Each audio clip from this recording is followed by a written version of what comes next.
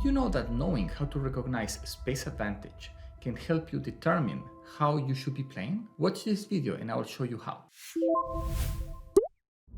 Today I'm recording the second part of my series on how to go from 1600 to 2000, and we are going to view a game submission from a 1700 rated player. This game started with d4, d5, knight f3, knight f6, e3 and bishop f5. So black is playing a sort of a Slav setup. Here white played the first somewhat strange move, a3. No comment yet, it's just it would have been more normal to keep developing. Now black played knight bd7, knight bd2, e6 and c4.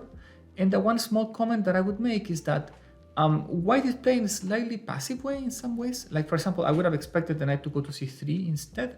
Knight e2 is only good if we take, but if we don't take, the knight on d2 is somewhat stuck. The same can be said about the bishop on c1.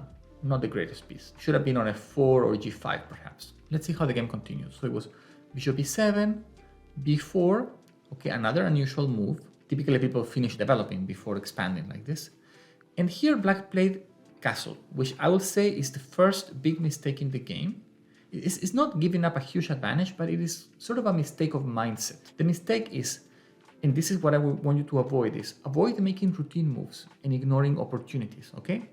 White's early queenside expansion is unusual, okay? And as a rule of thumb that I can give you is, if something is not common, people rarely play it, there's probably a good reason for it, okay? So probably you haven't seen a lot of games where white played this expansion, at least not among top players, at least not this early. And the reason is that now black has a good alternative, right? Black could have just played a5, kind of challenging this pawn right away. And after we play, let's say, b5 to avoid the trade, then c5. And you could say that white center is already kind of cracking a little bit. It's like it's not going to be a very strong center. It's not going to last for long. The game could have continued with, let's say, pawn take, you develop, and we castle. Now, I don't want you to trade my bishop because I like it. It kind of covers some important squares, so I can play h6 here, then you play c5, and I play rook b8. And here I'm doing pretty well with black, I have to admit. Even though you have taken a little bit of space by playing this, I have control of the file. You can't dispute it because of my bishop. I don't have any weaknesses, and I may play e5 soon. So I would say that black is a tiny bit better already. Now, let's see how the game continued. Black didn't go for this and instead just played castle, routine move. The game continued with bishop b2, then h6, rook c1, c6. And here we have again maybe an opportunity, right? It's like we should be thinking, what if we wanted to challenge the center now? It's another interesting moment. Let's say we play a5. Let's say if the opponent plays something naive like bishop e2, now we have trade, push. And I know what you're thinking. It's like I'm leaving a backward pawn on c6. But actually, I have my own ideas, like rook a4. And you see, this pawn is, if I can capture that pawn, that would be so annoying for white. It's like I can take with the bishop, I can take with the rook. I'm going to have kind of a pawn moving down the board. You haven't even finished castling yet. So I would say that black is already having a serious advantage here. You can check with the engine if you're curious about more details. But let's go back. The main line that I would suggest here is just play c5. So kind of avoid all that trouble, hoping to close the game. But here I can still challenge very quickly by doing pawn takes, and then just b6. And let's say you play here, I can just trade. And again, I would say that here, black is doing quite well, right? There is this kind of trade and some pressure along the file. And I would say that, again, white is struggling a little bit to even maintain equality, right? Because you know why this happened? It's because they expanded on the queen side prematurely. They spent a lot of tempos on that. Now they are delayed on development. We just traded a bunch of stuff and neutralized their expansion. And now we're just pushing. We're just adding pressure on them. So it would have been an interesting opportunity. Now I'm going to group this together with the previous mistake. The previous mistake was making routine moves and ignoring opportunities. This is just another example of the same. Here black played rook e8. I'm not sure why, considering that I don't see how this file is going to be open unless the opponent takes. But I don't think the opponent is going to take, right?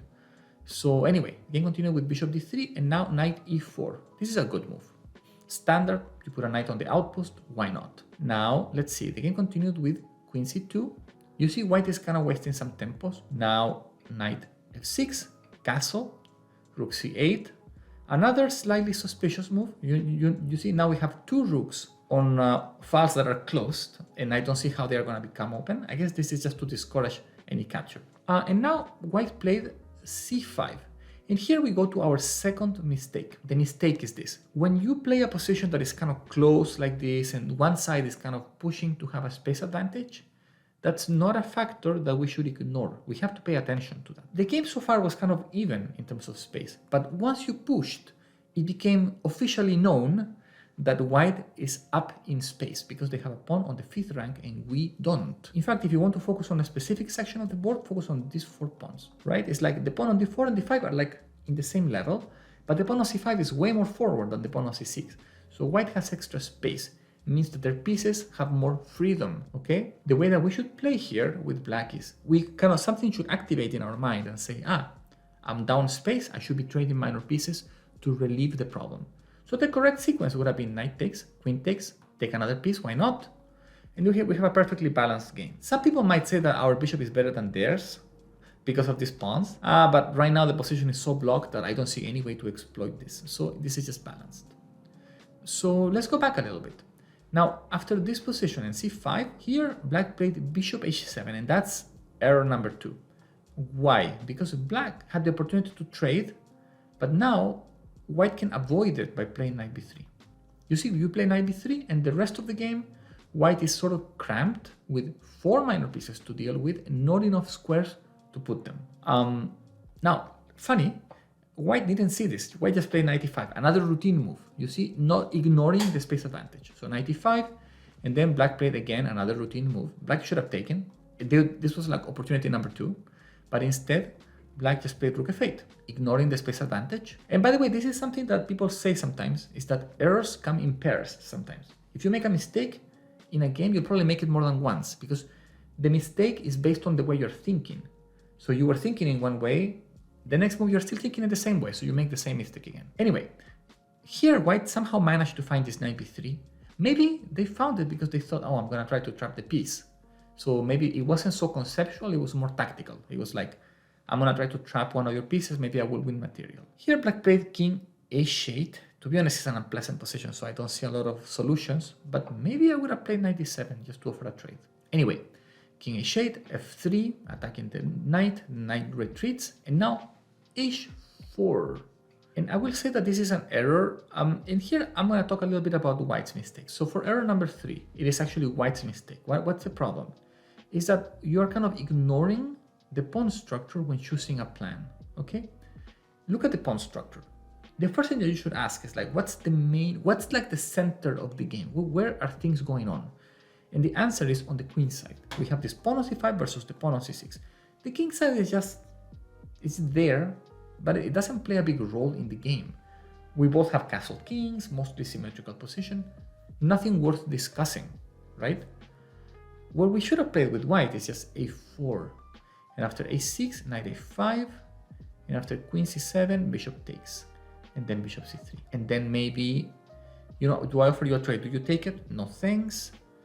And then, now we have pressure, right? We have pressure on this pawn. If I push, I have a backward pawn. I don't like that.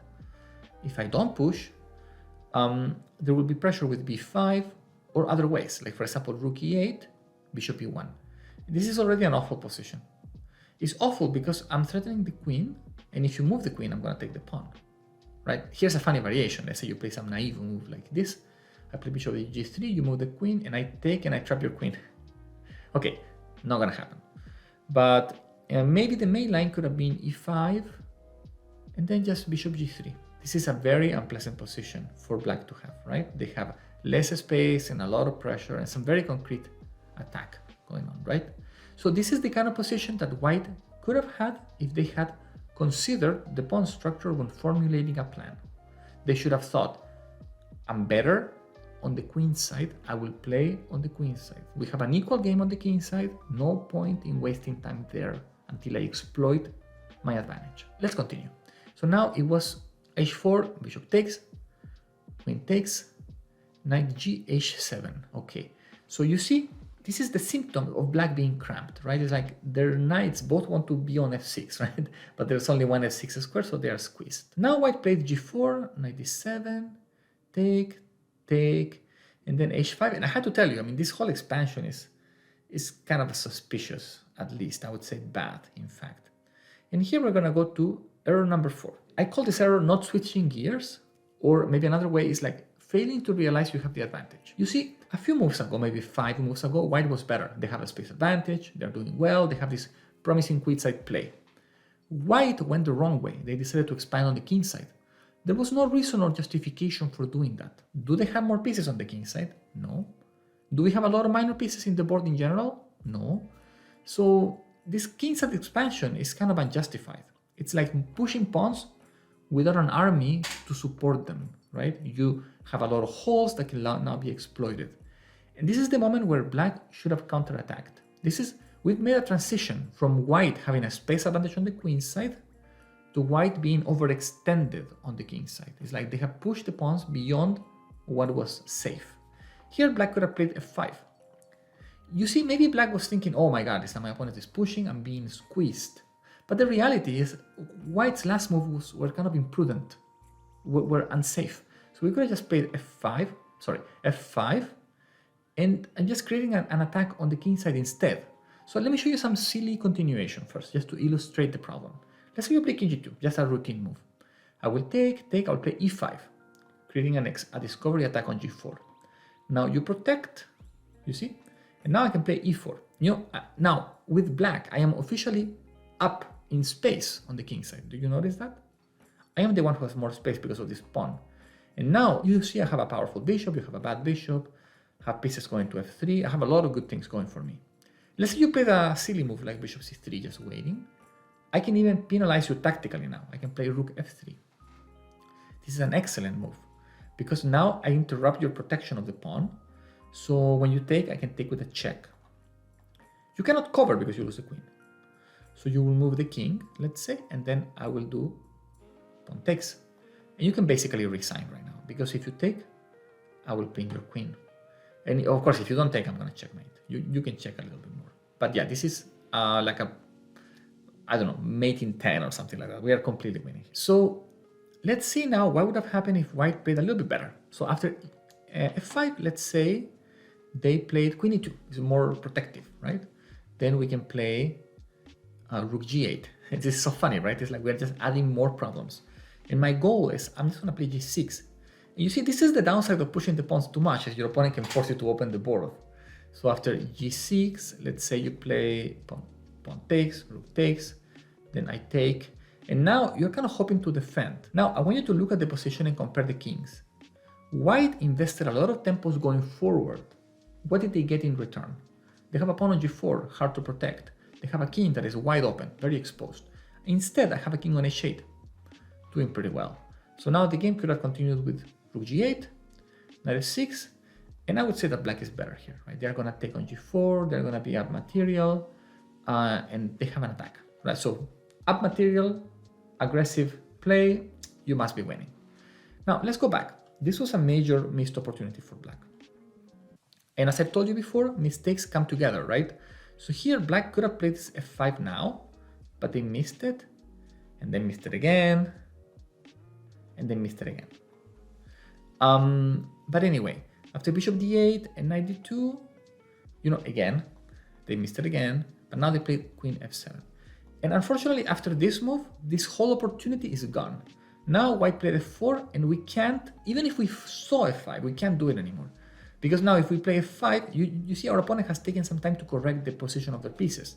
Now they have a rook in place, they have a knight, so they can play knight f3, and the knight is jumping, and the knight is jumping. It's a completely different story.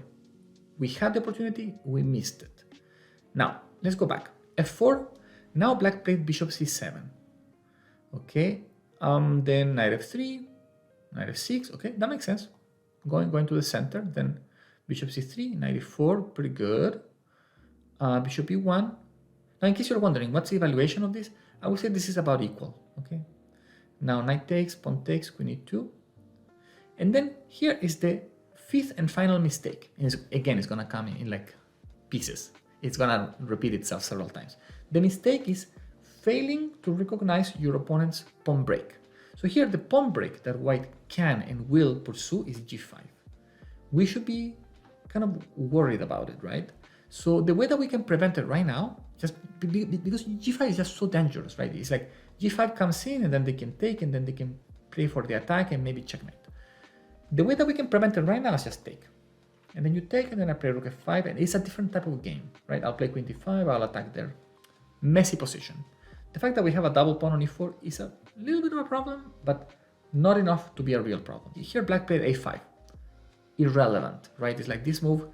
There's nothing going on the queen side. The most you're going to accomplish here is trade. So you shouldn't be wasting a tempo with this move. You should be focusing on the other side. So after a5, king h1, rook a8, another move. It's like completely ignoring the danger of g5, right? Then rook g1 is getting more and more dangerous, right? The opponent might also be threatening to take, and rook takes, which is not a very serious threat, not as serious of a threat, but it's there. And then here black took, and then played queen d5 again. Final mistake. Black could have still been safe by playing bishop d8. And you see, if you take here, I think I can somehow find a way to be okay, even though I'm a little bit vulnerable. This could still be dangerous. So what can we do here? Maybe we'll take and try to hold that.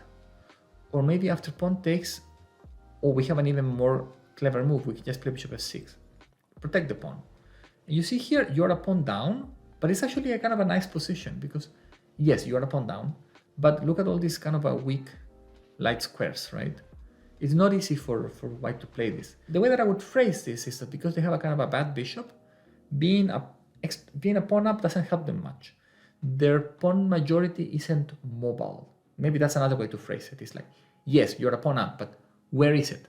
Are you able to create a passed pawn from here? I'm sure that when you're looking at this, you can't even tell that white is a pawn up. It doesn't feel like white is a pawn up. There is no pawn majority to pursue. Therefore, the pawn up is almost intangible. But anyway, that would have been a clever move to find, to be honest. Here, black played queen d5, final mistake. I think they were thinking, this is my suspicion, is that black was worried about pawn takes, and they thought, oh, I'm just going to take with the rook and counterplay. But the reality is that the real threat was g5, opening the file, creating serious threats against the king. And now this is just winning. Now the game ended in a good form, so let me just show you. First of all, you might wonder, how can I just fight for the file? What about that? Let's say you play rook g8. That doesn't work, right? Because I can take, play bishop h4, I'm going to f6. There's no way to hold this. Like, let's say you play queen d7. Check, check. I got your queen for rook and bishop. And you might think, well, I can still put a defense. No, you can't. Queen g2, queen g6. This is something that I actually discussed in my second book a little bit, is the idea that when you're playing with pieces against a queen, stability matters a lot. So for example, if you had a pawn on g4 blocking this invasion, you have decent chances to survive, but you don't, right? You can't block this, and now the pawn is falling and this pawn is going to advance. You have to resign in the next 2 or 3 moves. There's nothing that you can even try to do. Completely desperate position. So that was losing. Another option is rook f7. This is what happened in the game. Now pawn takes. No, I'm sorry, queen f2 was actually kind of slow, right? It's like it was unnecessary to play like that. I think pawn takes would have won just as easily. So queen f2, wasting a little bit of time, queen d7, take, take. This is the right idea. Now you're threatening to take. Now you play king and then queen g2. This is the right idea, and there's basically no way to stop the threat. So after rook e8, you can pause the video if you want. We are back. Let's see what the answer is. The answer is rook takes. Okay, and then, you know, black resigned because if you take, there is a queen takes, g6, checkmate. So I actually picked this game among many submissions because I thought that it was a very interesting game, kind of slow pace, and you can really appreciate the decisions being made. None of these mistakes was tactical, right? The mistakes were all about understanding. It's like, do you understand opportunities to break? Do you understand space advantage? Do you understand when to trade pieces and when not to? Do you understand what overextension is? Do you understand how you can kind of anticipate your opponent's plan? What's the break that they're looking for? And just to comment on the last one, right? Because the last one was a little bit vague. I think what black should have done here in this position in general is think. We have pawns in tension, right? These pawns are kind of looking at each other, nobody's taking. What does my opponent want to do? I think black focused all of their energies on preventing pawn takes. But I feel like they failed to realize that g5 was also there. And I think that if they had divided their time half and half and spent some time calculating what happens after g5, they would have realized that that was the real threat. Okay, so anyway, thank you so much for the submission. It was extremely interesting. I hope that you all can learn something from it, and don't hesitate to send a game as well. If you would like to get some feedback on the way you played and you would like to have a video made about it. Thanks for watching. This channel is all about helping you learn and grow at chess. Hit like, subscribe, and join our Discord. It's full of learners just like you who are discussing openings, puzzles, and new video ideas.